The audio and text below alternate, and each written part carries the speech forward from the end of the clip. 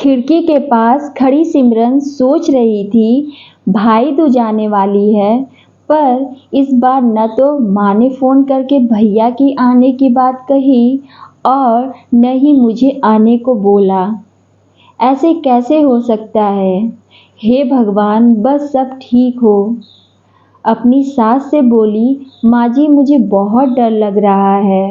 पता नहीं क्या हो गया है, मुझे कैसे भूल गए इस बार।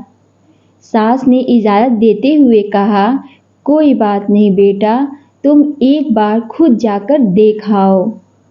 सास की आज्ञा मिलने भर की देर थी कि सिमरन अपने पति के साथ मायके आ पहुंची, परंतु इस बार घर के अंदर कदम रखते ही उसे सब कुछ बदला सा महसूस हुआ।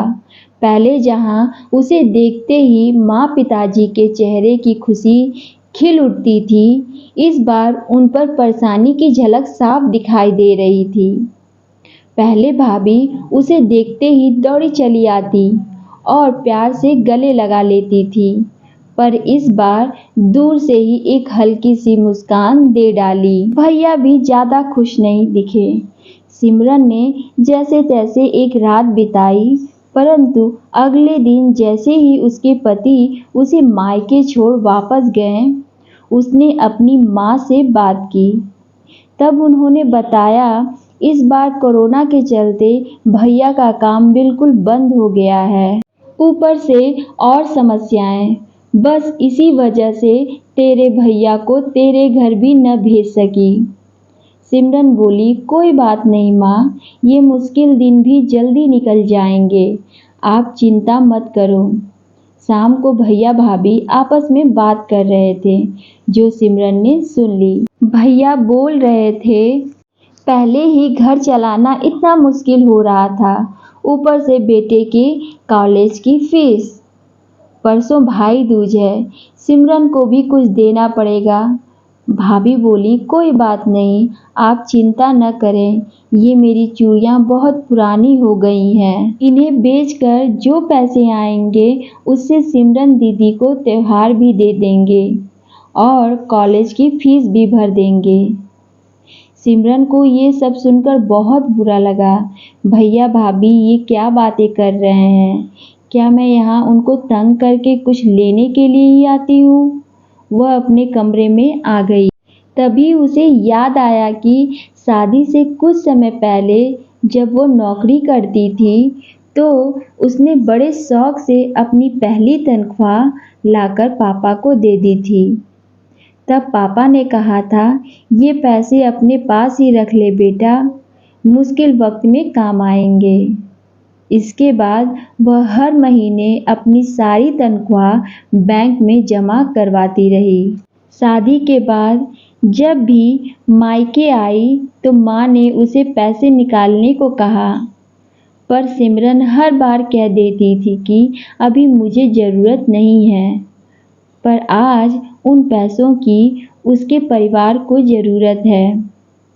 वह अगले दिन ही सुबह भतीजे को साथ लेकर बैंक गई और सारे पैसे निकलवा कर पहले भतीजे की कॉलेज की फीस जमा की और फिर घर का ज़रूरी सामान खरीदकर घर वापस आ गई। अगले दिन जब भैया का टीका किया तो भैया ने भरी आंखों से उसके हाथ 100 का नोट रखा। सिमरन मना करने लगी तो भैया बोले, ये तो शगुन है पगली, मना मत करना। सिमरन बोली, भैया बेटियां मायके शगुन के नाम पर कुछ लेने नहीं बल्कि अपने माँ बाप की अच्छी सेहत की कामना करने भैया भाभी को माँ बाप की सेवा करते देख ढेर दुआएं देने और बड़े होते भतीजे भतीजियों की नज़र उतारने आती हैं। जितनी बार मायके की दहलीज पार करती हैं, ईश्वर से उस दहलीज की सलामती की दुआ मांगती हैं। जब मुझे देख माँ पापा के चेहरे पर रौनक आ जाती है, भाभी दौड़कर गले लगाती है, आप लाड लड़ाते हो, मुझे मेरा शगुन मिल जाता है। अगले दिन सिमरन ने मायके से विदा लेकर ससुराल जाने के लिए जैसे ही दहलीज के पार कदम रखा, भैया का फ़ोन बज उठा। उन्हें अपने व्यापार के लिए बहुत बड़ा ऑर्डर मिला था।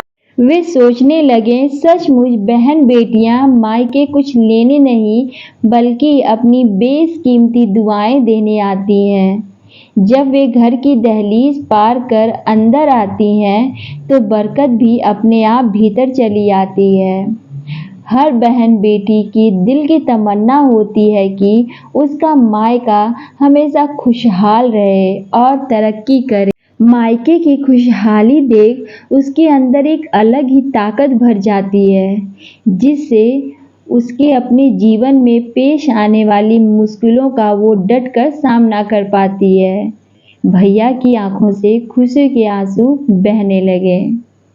सो गाइज, आप लोगों को ये स्टोरी कैसी लगी? अगर अच्छी लगी हो तो प्लीज़ मेरे चैनल को सब्सक्राइब करिए, सपोर्ट करिए। सो मिलते हैं नेक्स्ट वीडियो में। Thanks for watching.